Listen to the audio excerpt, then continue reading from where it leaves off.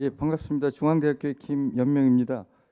저 오늘 소개받았는데 갑자기 저 몇 가지 유령 단체가 있어서 좀 정정 좀 할게요.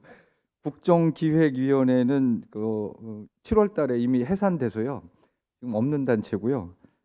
국정과제 지원 아니 추진 지원 단장도 이거 저기 유령 직책이라서 좀 오해가 있을 것 같아서요. 지금 제가 맡고 있는 건 대통령 직속 정책기획위원회라고 있습니다. 거기에서 국정과제지원단장을 맡고 있습니다.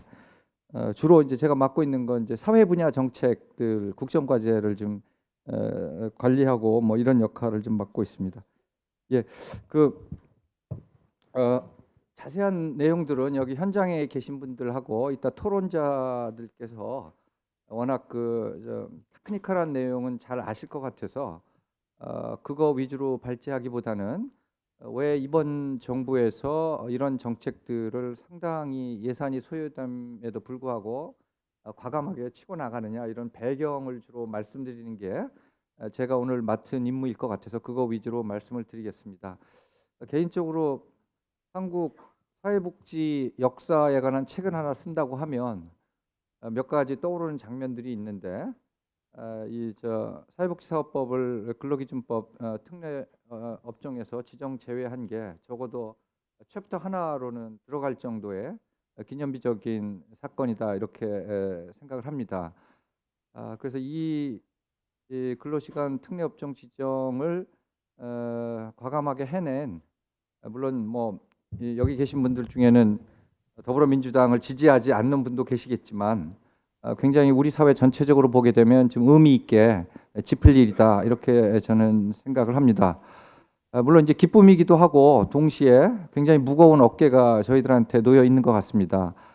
오랫동안 한국 사회복지의 핵심을 이뤄 오신 사회복지 시설 관계자들에게는 이 과제가 또 예산 지원이 잘 안 되고 정책 지원이 안 되면 굉장히 또 무거운 짐으로 다가올 수 있는 가능성도 있기 때문에 우리 모두가 이제 풀어 나가야 될 과제이고 이 문제를 어떻게 잘 풀어 나가냐에 따라서 우리 사회복지계의 그 역량이 정치적 역량, 문화적 역량, 정책적 역량이 한 단계 업그레이드 될 수 있지 않나 이렇게 생각을 하고 이번 토론을 기점으로 적어도 이번 정부 내내 5년 동안 새로운 예산 투입해야 되고 인력 배치 기준 바꿔야 되고 여러 가지 후속 작업들이 따라야 될 겁니다.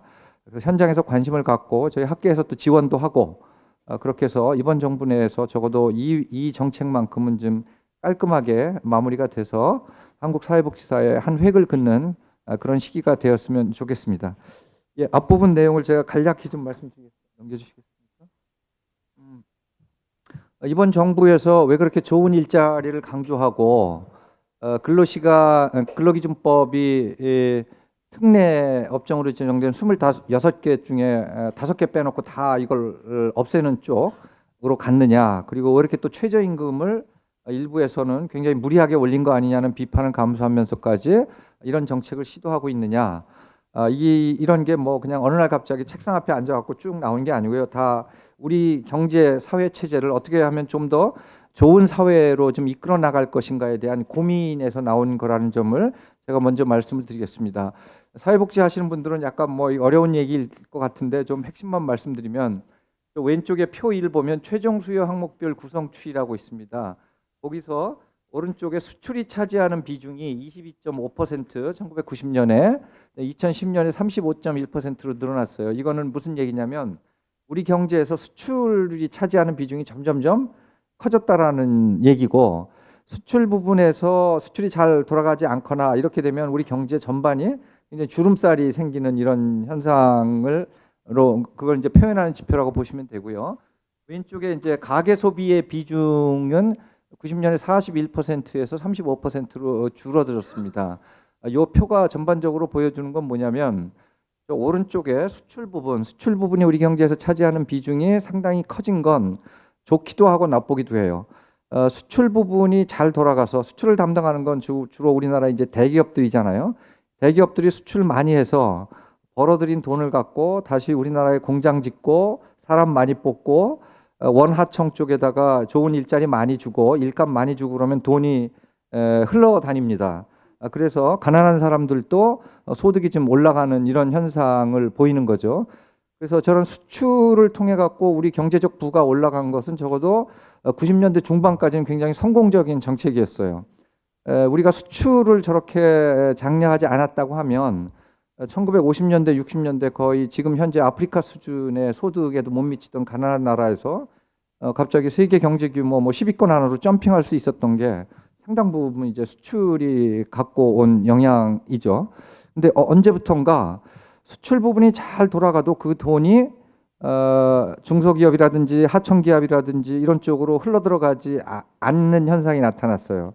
그리고 수출 대기업에서 양질의 일자리를 많이 뽑는 게 확 줄어들었어요. 전부 중국이나 베트남이나 미국 쪽으로 공장 짓고 그쪽에서 일자리 만들고, 그래서 수출이 우리나라에서 굉장히 중요한 역할을 하는데, 수출이 우리나라 전체의 소득 상승이라든지 소득 재분배, 일자리 창출에 미치는 영향력이 과거보다 현저하게 줄어들었습니다.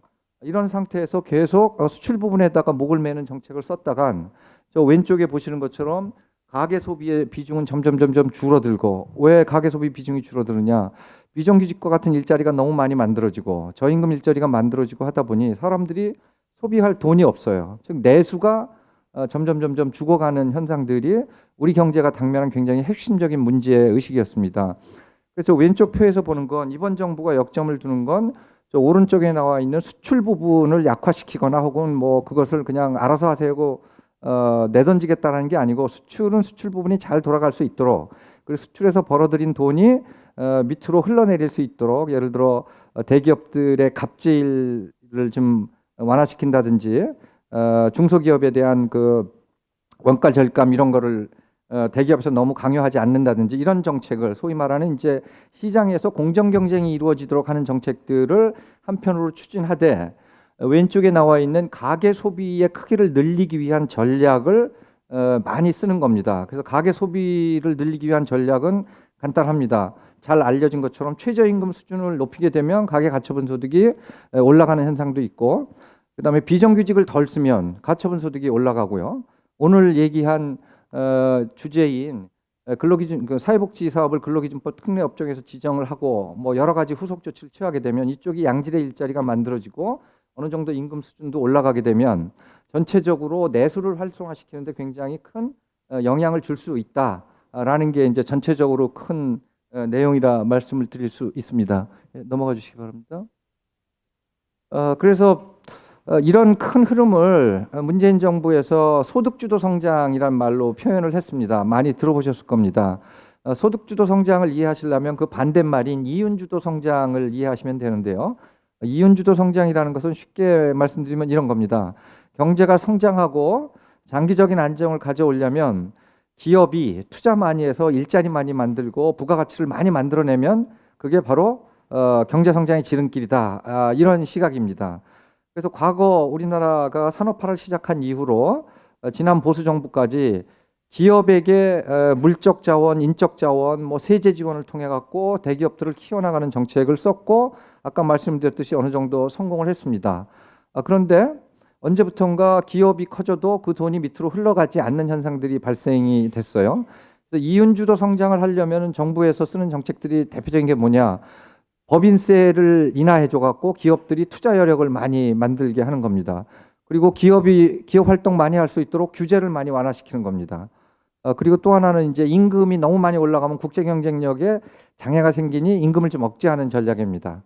그래서 그동안 이제 과거 정부, 보수 정부에서 썼던 게 이윤주도 성장, 즉 기업을 경제 성장의 핵심으로 놓고 피는 정책을 썼는데, 이번 정부에서는 그거를 안 하겠다는 게 아니고 그건 그것대로 하되, 그거보다 훨씬 더 그 가계 가처분 소득을 늘려주는 쪽으로 해서 경제를 좀 회복시켜 나가고 장기 성장을 도모하겠다라는 게 소득주도 성장론의 핵심적인 얘기고, 이런 소득주도 성장론이 일부에서는 뭐 교과서에도 없는 얘기, 뭐 세계사적 흐름에서 뭐 반대되는 얘기 이렇게 얘기를 하고 있지만, 실제 최근에 OECD라든지 IMF라든지 월드뱅크, 과거에 이윤주도 성장론을 굉장히 주장했던 그런 국제기구 소득 분배 상태가 이렇게 악화된 상태는 장기적인 성장을 할 수 없다라는 이런 보고서들을 굉장히 많이 내고 있고 분위기가 많이 바뀌어가고 있다 이렇게 말씀을 드릴 수가 있고요. 이번 정부에서는 소득주도 성장론의 이 컨셉을 굉장히 과감하게 받아들인 거다라고 이해를 하시면 될 것 같습니다. 소득주도 성장론이라는 건 결국은 이제 노동이 차지하는 소득의 비중을 높이는 거고 다른 말로 얘기하면 이제 가계가 쓸 수 있는 가처분 소득의 크기를 늘리는 건데 가처분 소득의 크기를 늘리는 건 간단하죠. 월급을 좀 올려주면 됩니다. 또 하나는 가계 가처분 소득을 늘리려면 사회복지제도가 확충이 돼야 됩니다. 예를 들면 제가 부모님을 모시고 사는데 부모님한테 1인당 30만 원의 기초연금이 정부로부터 주어지지 않으면 내 월급에서 부모님 생활하라고 내 월급을 떼서 20만 원, 30만 원을 드려야 됩니다. 정부가 노인분들에게 기초연금 20만 원, 30만 원을 주면 그만큼 나의 가처분 소득의 크기는 줄어들지 않고 훨씬 소비할 수 있는 여력이 커지는 겁니다. 그래서 이 복지제도라는 것이 가계 가처분 소득을 늘려주는 굉장히 중요한 역할을 하고 있고 그래서 복지제도를 학자들이 일명 사회적 임금이라고 합니다. 월급 같은 그런 그 시장에서 주어지는 임금 말고 사회적, 집단적인 계약을 통해서 임금과 같은 똑같은 효과를 발휘하기 때문에 이걸 소셜 웨이지라고 합니다. 그래서 가계 가처분 소득을 늘려주는 방법은 월급을 올려주는 방법, 그리고 소득 사회복지 제도를 통해 갖고 사회적 임금의 크기를 늘려주는 방법, 그 두 가지가 있는데 이번 문재인 정부에서 왜 그렇게 복지 정책, 예를 들어 아동수당 도입하고 기초연금을 30만 원을 올리고 이번에 근로시간 특례업종 폐지 같은 걸 통해 갖고 훨씬 더 근로조건을 좀 좋게 만들려고 하느냐. 그게 다 가계 가처분 소득, 소비 진작, 내수 효과를 노리는 큰 정책적 흐름에 위치해 있는 거다. 이렇게 이해를 하시면 될 것 같습니다. 예, 요거는 넘어가도록 하고요. 그다음에 우리나라가 그 일자리의 그 크기를 비교해 보면요, 전체적으로 사회복지 쪽과 보건 쪽의 일자리를 다 합치면 다른 나라에 비해서 아직 일자리가 굉장히 적어요. 대략 보건 쪽 일자리가 한 90만 개 정도 되고 복지 쪽 일자리가 또 한 90만 개 정도 되는데 복지 쪽 일자리 90만 개 중에는 한 32만 개가 보육 쪽이고요. 그 다음에 한 34만 개가 요양 서비스 관련된 쪽이고 나머지 한 30만 개 정도가 여기 계신 각종 시설에 계신 분들, 그다음에 재가 쪽 서비스 하시는 분들 이쪽이 또 한 30만 개 정도 됩니다. 그러면 그 190만 개를 다 합치면 그게 대략 우리나라에서는 전체 일자리 중에 한 6.7% 정도 됩니다. 그런데 다른 나라를 보게 되면 예를 들어 일본은 그게 12.1%고 그다음에 미국은 13.1%고 EU 15개국은 12.3%입니다. 그러니까 이게 보여주는 의미하는 바는 뭐냐면 지금보다 보건과 복지 쪽의 일자리가 훨씬 더 인구 고령화가 진척되고 서비스에 대한 수요가 늘어나면 늘어날 여유가 있다는 겁니다. 넘겨주시기 바랍니다. 그리고 최근에 복지부에서 나온 통계 자료를 보게 되면 보건복지 관련 산업의 일자리 증감 현황을 보여주는 건데 그 빨간 박스로 친 보건업 및 사회복지 서비스업을 보시면 2011년 6월에서 2015년 6월까지 이쪽 부분에서 무려 한 27만 9천 개의 일자리가 늘어났습니다. 28만 개가 늘어난 거죠. 그래서 지금 우리나라 상황에서 제조업은 점점점 양질의 일자리가 줄어들고 있고 자동화되고 해외로 나가면서 앞으로 우리나라에서 일자리가 늘어날 부분은 서비스 업종입니다. 서비스업을 넓게 보게 되면 교육, 금융, 법률 이런 것도 있지만 그중에 사회 서비스하고 보건 쪽이 굉장히 핵심적인 일자리가 됩니다. 그래서 지금 이제 늘어나고 있어요. 늘어나고 있는데 문제는 저게 양질의 일자리가 아닌 겁니다. 흔히 뭐 학계에서 그런 용어가 있는데요. 맥잡이라고 합니다. 맥잡. 그 맥도날드 가게에서 일하시는 분들 뭐 전혀 폄훼할 의도는 없습니다만 저임금, 단순, 반복, 창의적인 생각 못하게 하는 거 이런 것들이 사회 서비스 쪽에서 지금 나타나고 있는 일자리 특성하고 굉장히 유사한 특성이 나타나서 일자리가 늘어나면 뭡니까? 뭐 합니까? 저임금에다가 인간의 창의성을 오히려 소모시키는 그런 쪽으로 일자리가 자꾸 유지되고 있고 그러다 보니까 요양보호사라든지 사회복지사들이 클라이언트를 대상으로 양질의 서비스를 제공할 수 있는 근로 여건 자체가 안 되니 서비스 퀄리티가 높아질 가능성이 없는 거죠. 하루 뭐 3교대가 아닌 2교대를 하게 되면 휴게 시간 별로 없고 클라이언트들을 제대로 케어할 수 있는 여력이 뭐 줄어들 수 있는 건 뭐 너무나 뻔한 이치고요. 그래서 이제 이번 정부에서는 앞으로 양질의 일자리를 늘려가기 위해서 사회 서비스 쪽의 양질의 일자리 확보하는 게 굉장히 중요하다. 그래서 여기서 자세히 말씀은 안 드리겠습니다만 사회 서비스 공단이라는 것들 새로 만드는 것도 바로 사회 서비스 공단을 통해 갖고 사회 서비스 쪽에서 양질의 일자리를 좀 만들어 보겠다라는 그 정책 의도가 들어가 있는 거고, 오늘의 주제인 근로기준법 특례업종 지정 제외를 한 것도 바로 사회 서비스, 사회복지 사업 쪽에 있는 지금 아직도 퀄리티가 떨어지는 일자리들을 좀 양질의 일자리로 획기적으로 전환시키겠다. 이게 이제 당연히 사회복지 서비스의 퀄리티를 높이고 클라이언트에 제공되는 서비스의 퀄리티를 높이기도 하지만, 전체적으로 보게 되면 우리 사회 전체적으로 보게 되면 앞으로 늘어나는 일자리가 좀 더 좋은 일자리, 젊은 사람들이 많이 들어가서 일을 할 수 있는 일자리로 만들어서 청년들의 그 고용 문제도 좀 풀고 그 일가정 양립을 통해 갖고 그 출산율도 높이고 이런 그 굉장히 다목적 용이 들어간 정책이다, 이렇게 말씀을 드릴 수 있습니다. 예, 넘어가 주시기 바랍니다. 사회복지 직종 일자리는 뭐 제가 굳이 여기서 통계를 인용 안 해도 잘 아시리라고 생각이 들어서 간단히 넘어가겠습니다. 사회복지 그 보육교사 임금을 보게 되면 국공립이 이게 이제 2015년 통계인데 한 210만 원 정도 되는데, 저쪽에 소규모 가정이나 이쪽은 뭐 150만 원 정도밖에 안 되고, 하지만 대부분의 보육교사들의 일자리가 민간하고 가정 쪽에 몰려 있습니다. 32만 개 중에 뭐 원장님들하고 국공립 쪽 빼고 그러면 민간하고 가정 쪽에서 일하는 보육교사분들이 거의 한 20만 명이 넘어갑니다. 그분들 일자리가 20만 개로 굉장히 많은데 월급은 저 정도 수준밖에 안 되니 이게 디슨 잡이라고 못하고 이제 맥잡 수준이라고 얘기를 할 수 있는 거고, 그러다 보니까 일하기 힘들고 저임금이니까 저 보육교사들의 심성이 나빠서 그런 게 아니고, 가끔가다 언론에 나오는 아동학대 문제 이런 것도 나쁜 근로 조건이 기본적으로 깔려 있는 시각으로 지금 문제를 봐야 된다, 저는 그렇게 생각을 합니다.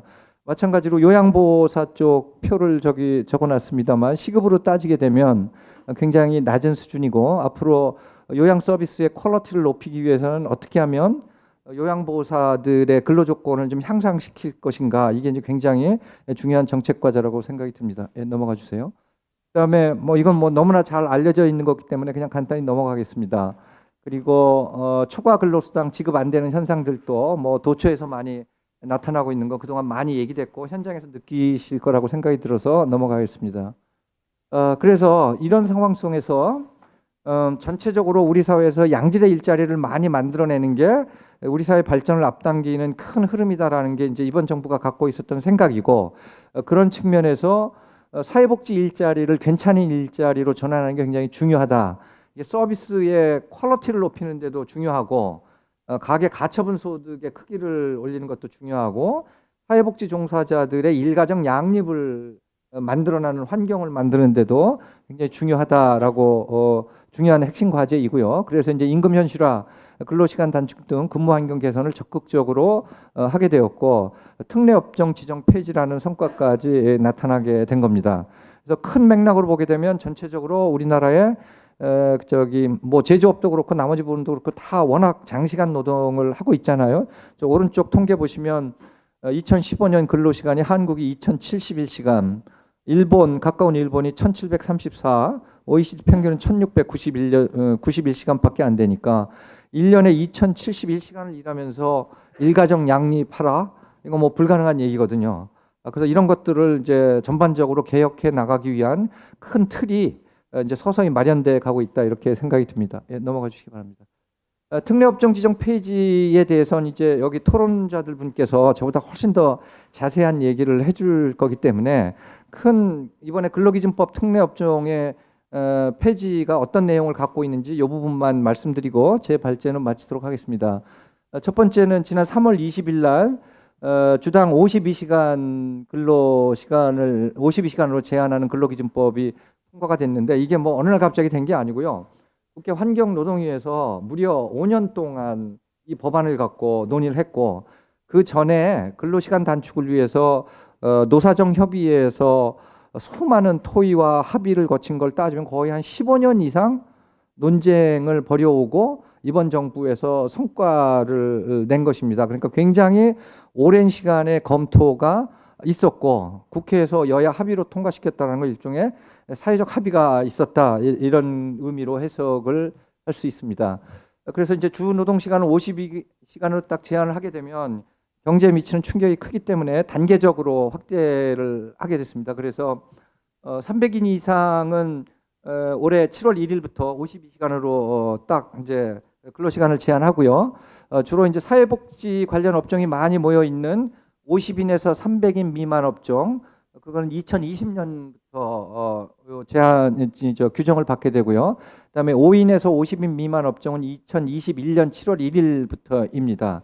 그래서 지금이 2018년이니까 적어도 한 저희 시설들이 적응할 기간이 적어도 한 3년 정도는 좀 남아 있습니다. 그래서 요 기간 동안 복지부 오늘 저 국장님도 나와 계시지만 이제 예산을 어떻게 확충할 건지 그리고 2교대를 3교대로 바꿀 때 그 대체 인력 확보 문제라든지 8시간 근로시간 규정하는 데 있어서 이제 그 휴게 시간을 어떻게 조정할 건지 그거에 따른 또 뭐 각종 수당들을 어떻게 조정할 건지 인력 배치 기준을 어떻게 할 건지 이런 부분들에 대해서 굉장히 현장 의견을 수렴해서 세심하게 논의할 적어도 시간은 있기 때문에 이 기간 동안 우리 사회복지계가 굉장히 철저하게 준비를 해서 합리적인 안을 내놓는 게 굉장히 중요한 과제다 이렇게 생각이 듭니다. 그다음에 휴일 근로시간 할증률을 명확히 해서 8시간 이내 휴일 근로 50%로 하고요. 8시간 초과하는 경우 이제 100% 할증을 하도록 그렇게 했습니다. 그리고 이제 특례 업종은 이번에 사실 그 노사정위원회에서 특례 업종 지정 제외할 때는 사회복지사업법이 포함되어 있지 않았어요. 그래서 이제 보건업하고 사회복지사업도 특례 업종을 그냥 지정하는 걸로 남겨져 있었는데 적어도 이번 정부가 지금 칭찬을 받아야 될 거는 노사정위원회에서 합의할 때는 사회복지 사업이 이거는 그냥 존치하는 걸로 나왔는데 이번 정부 들어서 그거를 제외하는 걸로 바꾼 겁니다. 그래서 이제 그런 측면은 굉장히 좀 평가받을 만하다 저는 개인적으로 그렇게 생각을 합니다. 근데 아무튼 보건업은 여전히 특례 업종으로 지정이 되게 돼 있고요. 그다음에 이제 관공서 공휴일을 유급휴일로 의무화하는 건 요거는 지금 실제 시설에서 어떻게 하고 있는지 모르겠습니다. 관공서 공휴일이라는 게 근로기준법상 이제 휴일은 뭐 그 일요일하고 5월 1일 근로자의 날 빼고는 법정 휴일이 아닙니다. 나머지는 이제 단체 협약이나 취업 규칙을 통해서 그거를 이제 그 수당을 주는 휴일로 정할지 말지는 다 다르게 정하고 있습니다. 근데 이번에는 이제 관공서 공휴일을 유급휴일로 의무화하는 이것도 단계적으로 시행을 하게 됐습니다. 예, 넘어가 주시기 바랍니다. 자, 이제 이렇게 돼서 여러 가지 이제 그 긍정적인 기대 효과가 있습니다. 이제 뒤에 토론자분들께서 자세히 말씀해 주시겠지만 편법적인 인력 배치 문제라든지 그다음에 시간의 수당 지급하지 않는 문제라든지 그다음에 휴게 시간이 충분치 않아 갖고 사회복지사들이 번아웃 되는 문제라든지 이런 문제들이요. 그다음에 이제 교대 근무가 이제 3교대로 돌려야 되는데 뭐 번아웃은 많이 좀 낮이겠죠. 하지만 이제 이런 걸 시행했을 때 나타나는 대체 인력 문제, 임금 조정하는 문제, 제일 중요한 이 뭐 경제부처에서 또 이거 예산 안 주는 거 아니야? 예산을 적게 줬을 때 시설들이 받게 되는 그 재정적 압박감 여러 가지 해결해야 될 과제들이 이제 산적해 있습니다. 예, 넘어가 주시기 바랍니다. 여기서 아까 얘기했지만 이번 조치가 제대로 시행되려면 적정 인력하고 예산이 뒷받침돼야 됩니다. 그래서 복지부나 기타 학계에서 대충 추정을 한 거 봤더니 대략 2교대를 3교대로 바꾸려게 되면 지금보다 한 12,000에서 14,000명 정도 인력을 새로 충원해야 되고 또 그다음에 약간의 대체 인력, 뭐 어린이집의 그 대체 교사처럼 그런 인력도 좀 필요하기 때문에 인력 계획을 굉장히 좀 세밀하게 짜야 되고 그게 또 시설별 업종별로 다 틀리기 때문에 이런 것들을 세밀하게 짜려면 굉장히 준비를 많이 해야 될 것 같다 이렇게 생각이 듭니다. 예, 넘어가 주시기 바랍니다. 자, 그래서 뭐 자세히 아까 말씀드렸지 이제 토론자들 분께서 이 부분에 대한 문제제기는 자세히 해주기 때문에 더 이상 뭐 제가 말씀은 안 드리겠습니다. 결론적으로 말씀드리면 아까 제가 서론에서 말씀드렸듯이 사회복지계 수건 사업 중에 한 장이 넘어가는 이런 지금 과도기라고 생각이 듭니다. 근데 이게 이제 예산도 굉장히 수천억 원이 들고 새로 인력을 뽑아야 되고 여러 가지 지금 난국이 기다리고 있습니다. 우리 사회복지계가 힘을 좀 모아서 적어도 이번 정부 내에서는 내가 바깥에서 어디 근무하세요? 그럼 뭐 저 복지관에 근무해요. 내지는 뭐 생활시설에 근무해요. 이래도 장가도 참 갈 수 있고 시집도 금방 갈 수 있고 휴일날 아이들 데리고 놀러 갈 수 있는 이런 적어도 근로 요건이 마련돼서 5년 뒤에는 사회복지계 일자리가 아주 베스트 잡은 아니더라도 그래도 디슨 잡이다. 우리 뭐 별로 남부럽지 않다. 이 정도까지는 좀 진척이 됐으면 좋겠다는 생각을 합니다. 예, 이상으로 제 말씀 마치도록 하겠습니다. 고맙습니다.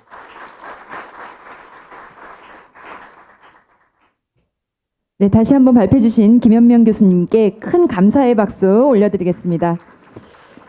네,